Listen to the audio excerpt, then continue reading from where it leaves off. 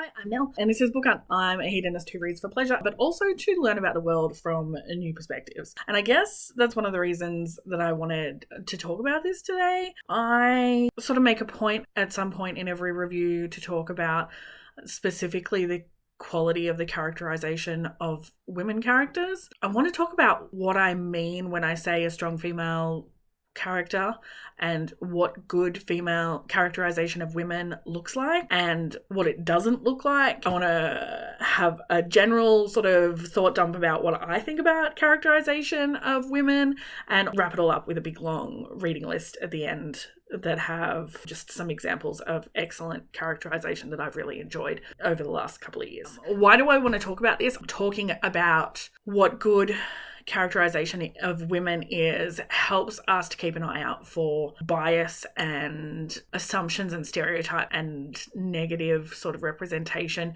in not just our reading but in our consumption of media in general, and also in our own thought processes. We all have biases that we've accepted from the world around us and never questioned because it's something we accepted as fact when we were young or less educated or for whatever reason. Part of the reason why I read is to continually question not just the biases of the media around me, but the biases in my own mind, and to ensure that I'm always developing my ideas of what other humans, how they experience the world and what they feel and think, and how we interact with each other and how we can help each other and how we hinder each other and all of those things that make society function or function less. I think reading is a really important part of that, and I think that dissecting what we read and talking about these thematic issues is good for personal growth. Let's get into talking about what is a strong female lead. It's not a dude with a set of boobs or whatever anatomy, physicality, or trait is supposed to signify womanhood. It's not a woman who gets sick of being raped and abused and shaves her head and does a martial arts training montage and goes on a bloody rampage, although that can be quite cathartic to read. It's not a woman whose sole power is her sexuality. It's not what I call a pick-me or an exception, not like other girls. It's not one woman who is different from the others and somehow that makes her better / as good as men. Like, she should be a fully formed character. She shouldn't be motivated or defined entirely by her relationship to the others, which means she can't just be a mother and a wife. She has to be, a fully fledged human being with her own motivations and desires. It's not a woman who is framed as having traditionally masculine or toxic masculine traits. Again, I just wanted to define toxic masculinity. Toxic masculinity, the definition in the dictionary is like really vaguey McVegason. It says a set of attitudes and ways of behaving stereotypically associated with or expected of men, regarded as having a negative impact on men and on society as a whole. I agree with that definition, but I don't think it's super helpful. I think this list is much more interesting. The idea that using or threatening violence is a way to exert power, controlling others, acting aggressively, suppressing emotions, trying to appear tough, treating sex as a competition, feeling entitled to sex from others, and using your power over other people, particularly people who you might perceive as weak. These are the sort of traits that we're talking about when we're talking about toxic masculinity. If you don't understand the difference between toxic masculinity and masculinity, then maybe this is not the video for you and you should Google that. And I feel like this is often what gets shouted out as a strong female lead is essentially a woman who's willing to be violent. And some of this is wrapped up in the idea that violence is inherently masculine and the man's domain. I don't know if that's true, for starters. I also don't know what I think about women being portrayed as violent as a way to sort of cast off gender stereotypes, because I don't perceive violence, unless it is absolutely necessary, as a positive thing. I don't think that human beings who reach for violence as a way to resolve conflict are particularly functional or productive human beings.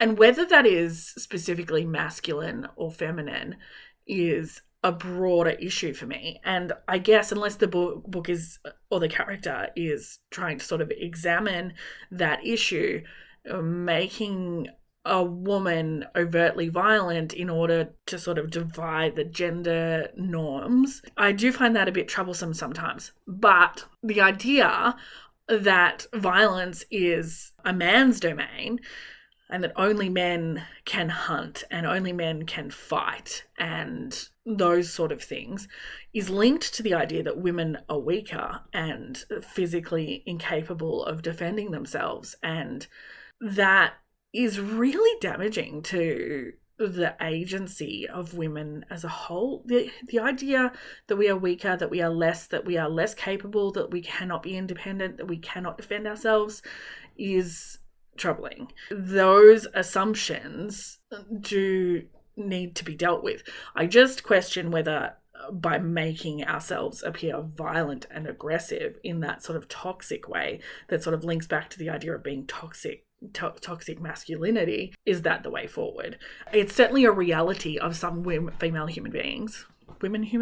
Human women. It's certainly the reality of some human women that they are violent people. I guess, therefore, that's a thing to explore through characterization and fiction. The other thing it's not always white, cis, straight, thin, rich, able-bodied, privileged. Like, some level of intersectionality across representation of women would be, cheers to that. So that's all the things I think it's not. That's not to say that women who are written like this can't be enjoyable. I really liked the Girl with the Dragon Tattoo series. I felt What's-Her-Face, the character in it, to be really cathartic, even though she is probably a bunch of those things that I've just listed as not being a strong female lead.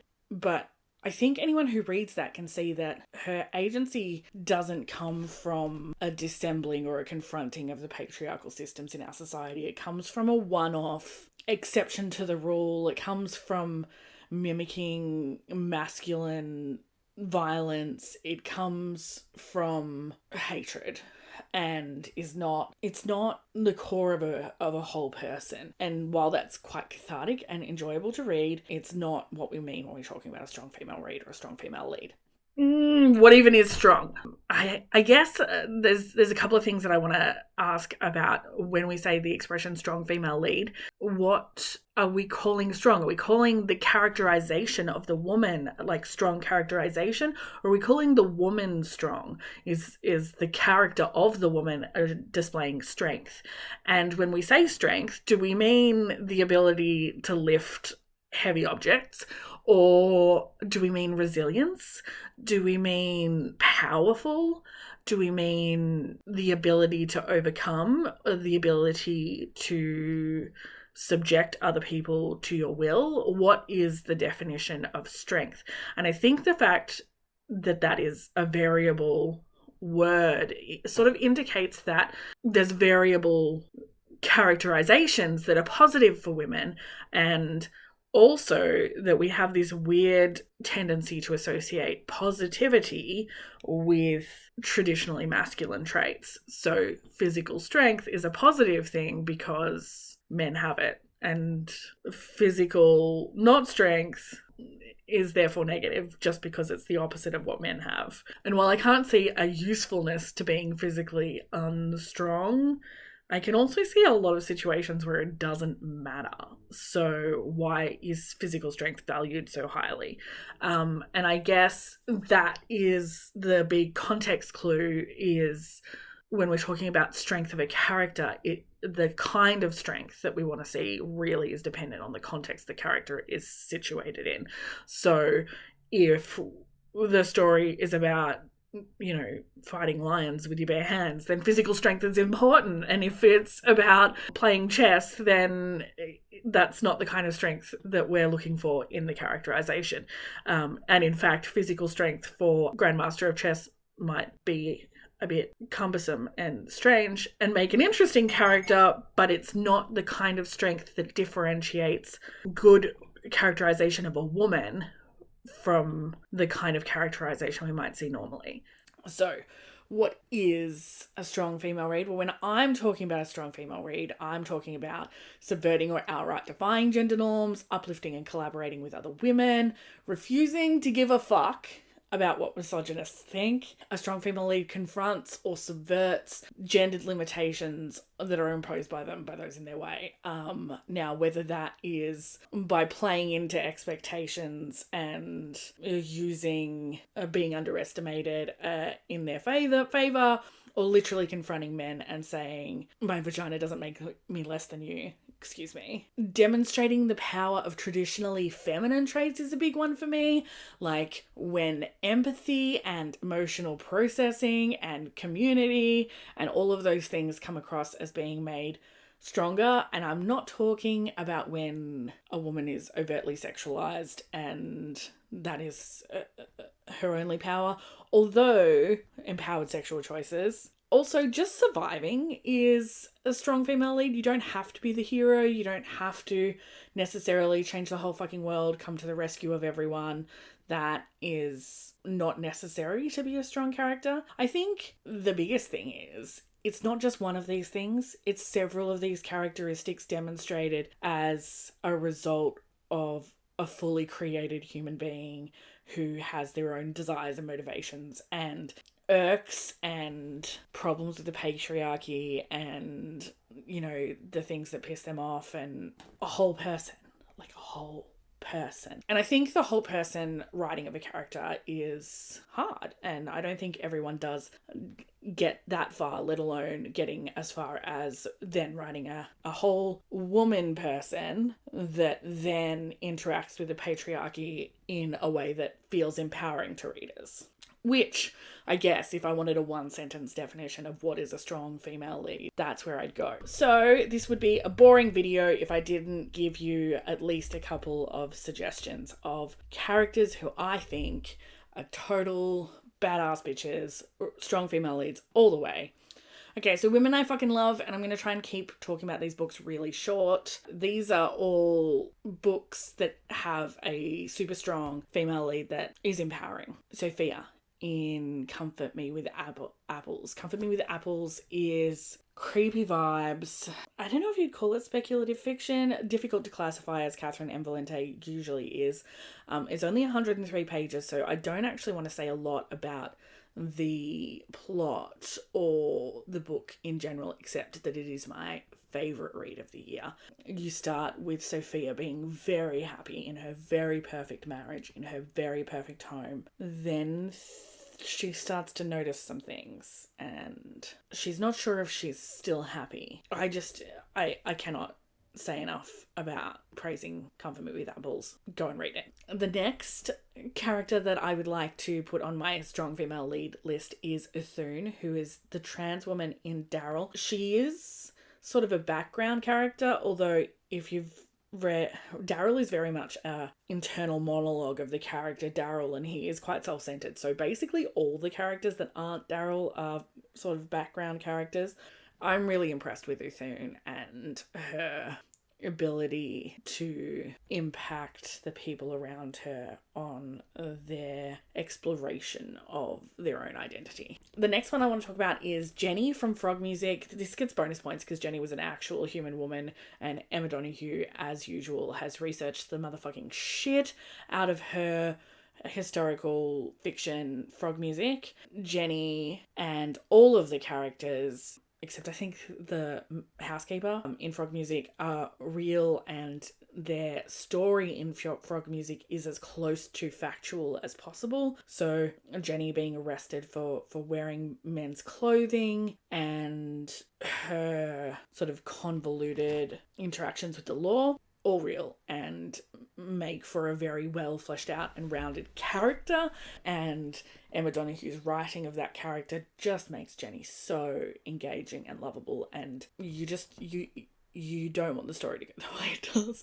The next one I want to say is both Leah and Miri in Our Wives Under the Sea are incredible women who demonstrate how to love and how to give love in a romantic relationship beautifully.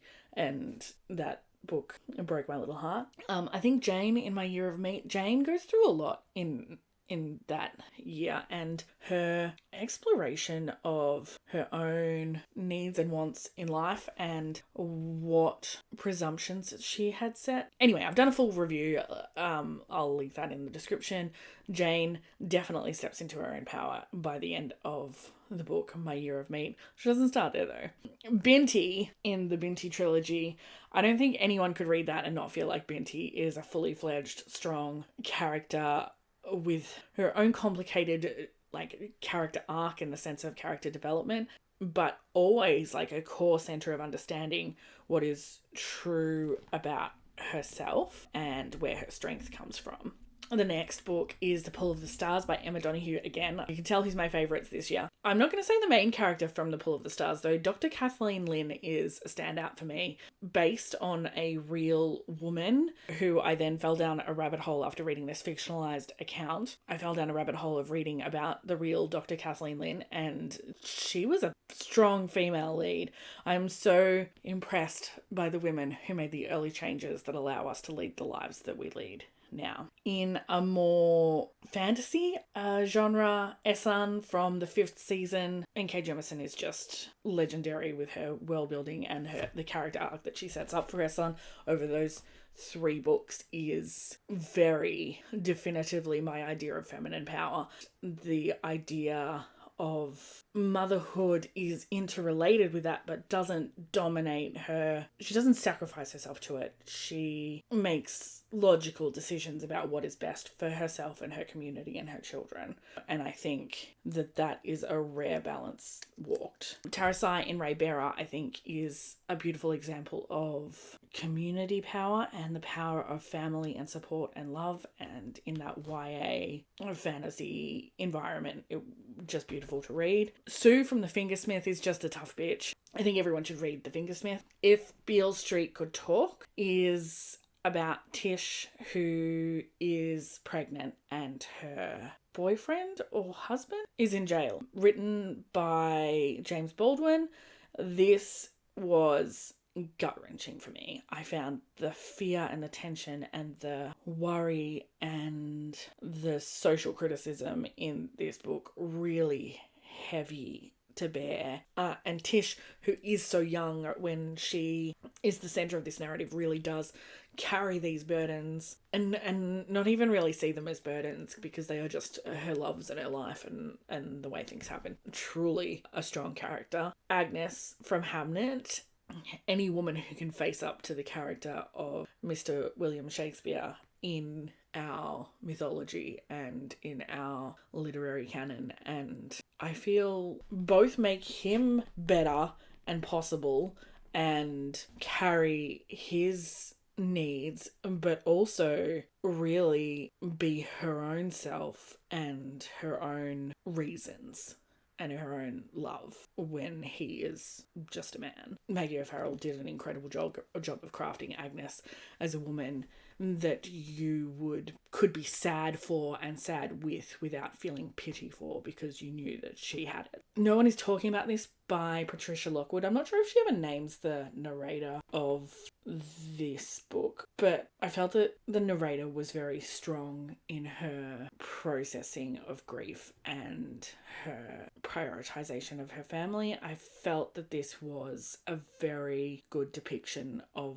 sisterhood, and that Patricia Lockwood, I mean, it's clearly autofiction, and so there is an element of she sees herself as a strong woman and therefore this character is a strong woman, but that didn't lessen the empowerment for me personally. And the last one I want to talk about is Yetu from The Deep. The Deep is Afrofuturism by River Solomon. It's about a mermaid in a world where mermaids are the descendants of women who were being transported from Africa to America as slaves, and they were found to be pregnant and they were thrown overboard. The descendants of these women are mermaids, and every generation has a historian, and Yetu is the historian, and she carries in her body the memories of their past and the history of her people. And the storytellers are often women in society, and they carry with them so much healing for our communities and for all communities, and they also carry the burden of a lot of the pain and the education of not just their own communities, but like white people and colonizers and the men and the history and the story that often knits together the social fabric. And River Solomon depicted the weight of that burden and the importance of that burden so beautifully in The Deep. I thoroughly enjoyed that. It's been a while since I read it, but it's a very short book, and I think that everyone should pick it up. That's all my thoughts for now. I just really wanted to open up this conversation, and I wanted to know, what do you think makes a strong female read? What do you think makes good characterization, regardless of the gender of the character? What is important to you when you're reading a book? Do you avoid poor characterization of women, or just poor characterization in general? And obviously, what are your recommendations when it comes to excellent female characters, or what books should I read next? That's it for me for now. I'm sure this conversation will continue. I might respond to the comments in the form of another video at some point, but we'll see if you're interested in the conversation. You can find in the show notes also a link to a playlist I have made of reviews with books that have strong female characterization. Thanks very much. Okay, love you. Bye.